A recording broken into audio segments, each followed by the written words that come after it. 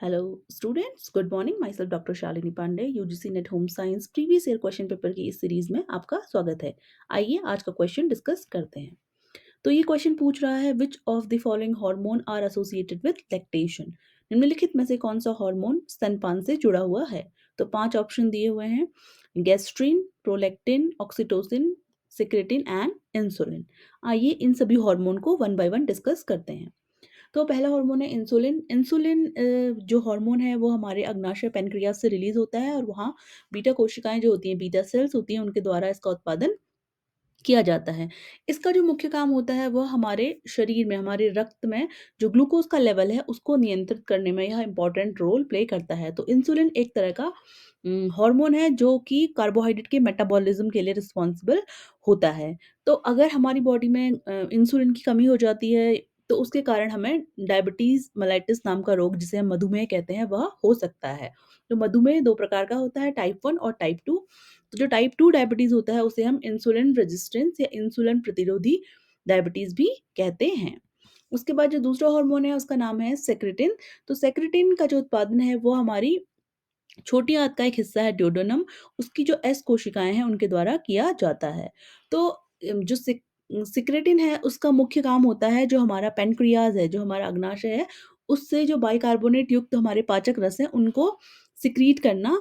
तो उससे क्या होता है कि जो खाना हमारे स्टमक से इंटेस्टाइन में आता है तो वो एसिडिक जो इसका इफ़ेक्ट होता है उसको वो न्यूट्रलाइज़ करने का काम करता है। इसके अलावा सिक्रेटिन जो होता है वो बाइल के सिक्रीशन को भी एनहांस करता है और गैस्ट्रिक एसिड जो है उसके सिक्रीशन को रिड्यूस करके हमारे स्टमक में भी अल्सर को होने से बचाता है।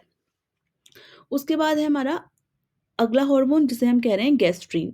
तो गैस्ट्रीन जो है वो हमारे जो स्टमक है, स्टमक में हमारी गैस्ट्रिक सेल्स होती है जिन्हें हम जी कोशिकाएँ कहते हैं, उनके द्वारा जो पाइलोरिक रीजन होता है स्टमक का उसके उसमें इसका उत्पादन होता है और हमारे स्टमक की जो जी सेल्स होती हैं वह इसका उत्पादन करती हैं।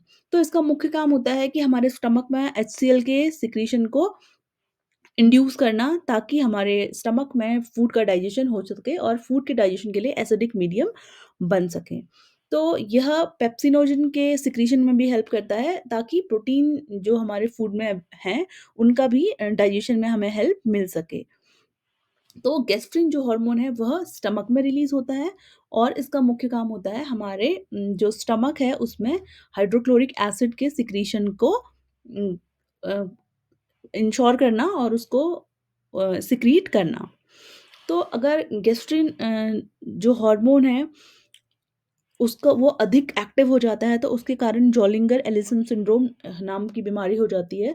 तो उसमें क्या होता है कि अगर हमारे स्टमक में अल्सर होने की संभावना बढ़ जाती है तो जिससे पेप्टिक अल्सर होने की संभावना होती है। तो gastrin hormone is related to Zollinger Ellison syndrome that is ultimately related to या that is ultimately associated to peptic ulcer. उसके बाद हमारा अगला हार्मोन है जिसे हम कह रहे हैं प्रोलैक्टिन। तो प्रोलैक्टिन जो हार्मोन है यह पिट्यूटरी जो ग्रंथि होती है उसके जो फ्रंट भाग होता है उसके द्वारा रिलीज़ किया जाता है और यह मुख्य रूप से जो हमारा स्तनपान है उसकी प्रक्रिया को नियंत्रित करने का काम करता है। यह हार्मोन गर्भावस्था के दौरान जो हमारी स्तन ग्रंथियाँ हैं उनके विकास के लिए ज़िम्मेदार होता है और आफ्टर डिलीवरी मिल्क के सिंथेसिस के लिए भी यह ज़िम्मेदार होता है। तो जब बच्चा ब्रेस्ट को सक करता है तो प्रोलैक्टिन नाम का हार्मोन वह इंड्यूस होता है और ये हाइपोथैलेमस को सिग्नल देता है कि टीआरएच को रिलीज़ किया जाए। तो इसके साथ ही यह जो हार्मोन है ये हमारे लैक्टेशन के दौरान जो हमारे ओवुलेशन को रोकता है और एक तरह से प्राकृतिक गर्भ निरोधक का कार्य भी करता है। तो इसलिए स्तनपान के दौरान जो मासिक धर्म होता है वह स्त्रियों को नहीं होता है। तो ये है हमारा प्रोलैक्टिन हार्मोन। इसके बाद हमारा जो अगला हार्मोन है वो है ऑक्सीटोसिन। तो अगर हम ऑक्सीटोसिन हार्मोन की बात करें तो यह 9 अमीनो अम्ल वाला एक हार्मोन है।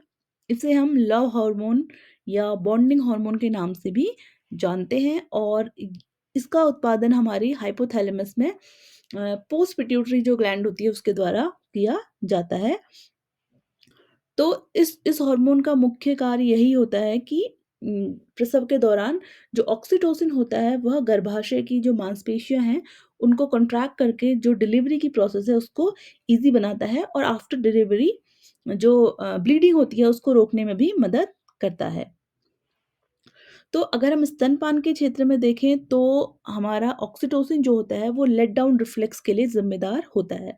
लेट डाउन रिफ्लेक्स की अगर हम बात करें तो लेट डाउन रिफ्लेक्स का मतलब है कि जब बच्चा ब्रेस्ट को सक करता है तो ब्रेस्ट से मिल्क का सिक्रीशन होना। तो इसके लिए oxytocin hormone important role play करता है। इसके अलावा यह हार्मोन जो बच्चा और मदर है उसके बीच के बॉन्ड को भी जो इमोशनल बॉन्ड है, भावनात्मक जो रिश्ता है, उसको मजबूत करने का काम भी करता है।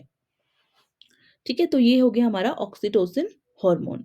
तो अगर हम इन हार्मोन को समराइज़ करें तो हम देखेंगे कि ऑक्सीटोसिन और प्रोलैक्टिन जो हार्मोन हैं, वो दोनों स्तनपान से जुड़े हुए हैं, लेकिन ये दोनों ही अलग-अलग भूमिका निभाते हैं।